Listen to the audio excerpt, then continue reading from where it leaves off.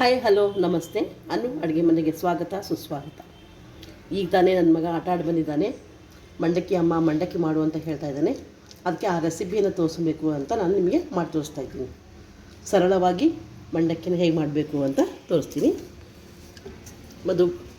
ಮೊದಲು ಬಾಣಲೆಗೆ ಎಣ್ಣೆ ಹಾಕೋತೀನಿ.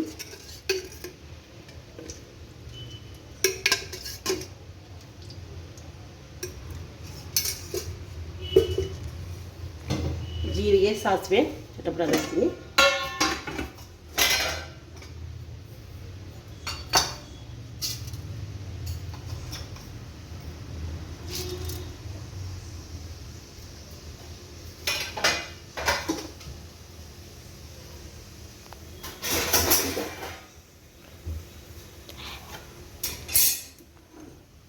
ಮನೆಯಲ್ಲಿ ಇರುವ ವಸ್ತುಗಳನ್ನು ಯೂಸ್ ಮಾಡಿಕೊಂಡು ಸರಳವಾಗಿ ಮಂಡಕ್ಕಿಯನ್ನು ಮಾಡ್ತಾಯಿದ್ದೀನಿ.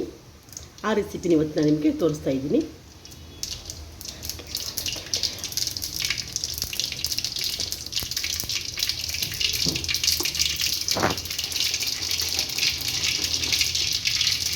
ಫಸ್ಟ್ ಶೇಂಗಾ ಹಾಕ್ತೀನಿ.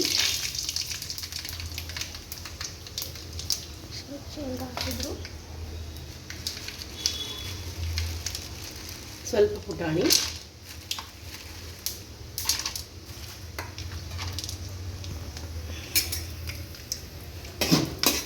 ಫ್ರೈ ಆಗಲಿ. ಫ್ರೈ ಆದ ಬಂದರೆ ಕ್ರಿಸ್ಪಿಯಾಗಿರ್ತವೆ. ಇವು ಬಾಯಲ್ಲಿ ಮಂಡಕ್ಕಿ ತಿನ್ನುವಾಗ ರುಚಿ ಅನ್ನಿಸ್ತವೆ, ಟೇಸ್ಟ್ ಆಗ್ತವೆ.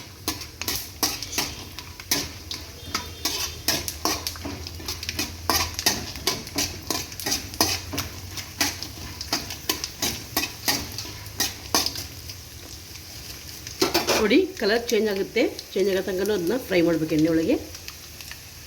ಈಗ ಹಸಿಮೆಣಸಿಕಾಯಿ, ಈರುಳ್ಳಿ ಫ್ರೈ ಮಾಡ್ಕೊತೀನಿ.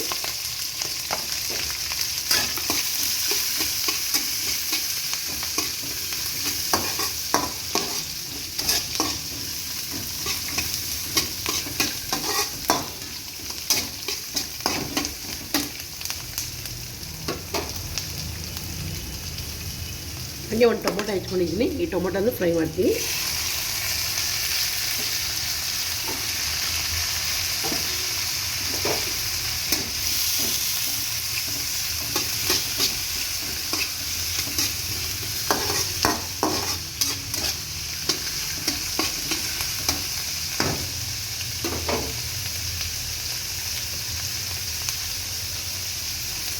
ರುಚಿಗೆ ತಕ್ಕಷ್ಟು ಉಪ್ಪು,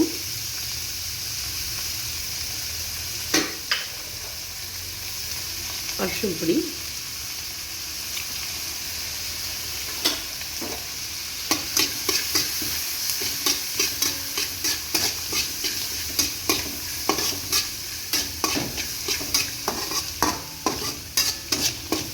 ನಾನೇನು ಇದಕ್ಕೆ ನೀರನ್ನು ಸೇರಿಸಲ್ಲ. ನೀರು ಸೇರಿಸಿದ್ರೆ ಮೆತ್ತಗಾಗ್ಬಿಡ್ತೇವೆ ಮಂಡಕ್ಕಿ. ಹಾಗಾಗಿ ಕ್ರಿಸ್ಪಿಯಾಗಿರಲಿ ಅಂತ ನಾನು ನೀರನ್ನು ಸೇರಿಸ್ತಾ ಇಲ್ಲ.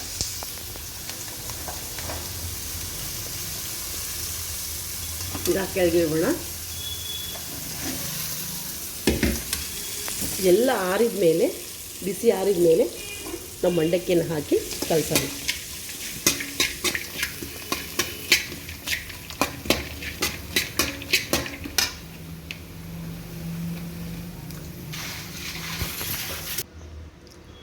ತಣ್ಣಗಾಗಿದೆ ಒಗ್ಗರಣೆ. ಈಗ ನಾನು ಮಂಡಕ್ಕಿಯನ್ನು ಕಲಿಸ್ತೀನಿ ಹಾಕಿದ್ದಕ್ಕೆ.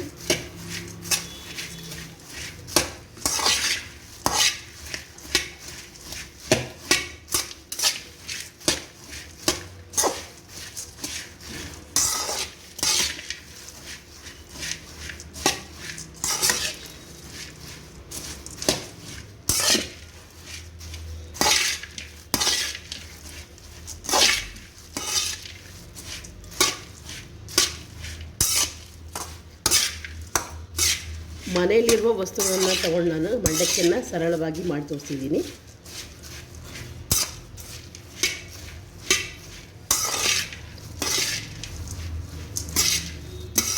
ಸಾಯಂಕಾಲ ಟೀ ಕುಡಿಯುವಾಗ ಈ ರೀತಿಯಾಗಿ ಮಂಡಕ್ಕಿ ಮಾಡ್ಕೊಂಡು ತಿನ್ವಿ ಅಂದರೆ ಭಾಳ ರುಚಿಯಾಗುತ್ತೆ. ಮಕ್ಕಳಂತೂ ಇನ್ನೂ ಸ್ವಲ್ಪ ಬೇಕು ಅಂತ ಕೇಳ್ತಾರೆ. ಇದಕ್ಕೆ ಎಲ್ಲ ಕಲಿಸ್ಕೊಂಡಿದ್ದೀನಿ. ನೀಟಾಗಿ ಕಲಸಿ ಮೇಲೆ ಕಡಲೆ ಪೌಡ್ರ್ ಮಾಡ್ಕೊಂಡಿದ್ದೀನಿ ನಾನು. ಕಡಲೆ ಪೌಡ್ರ್ ಮತ್ತು ಸಕ್ಕರೆ ಪೌಡ್ರನ್ನು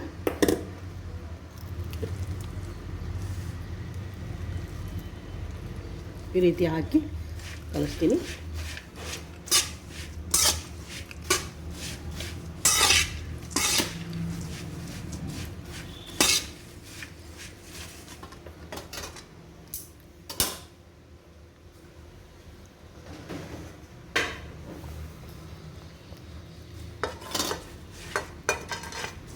ಈ ರೀತಿಯಾಗಿ ಮಕ್ಕಳಿಗೆ ಮಾಡಿಕೊಟ್ವಿ ಅಂದರೆ ಭಾಳ ಟೇಸ್ಟಾಗಿರುತ್ತೆ.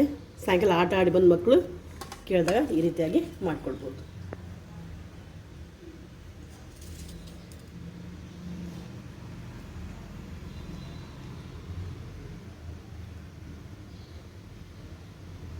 ಈ ರೀತಿಯಾಗಿ ನಾವು ಮಾಡ್ಕೊಳ್ಬೋದು.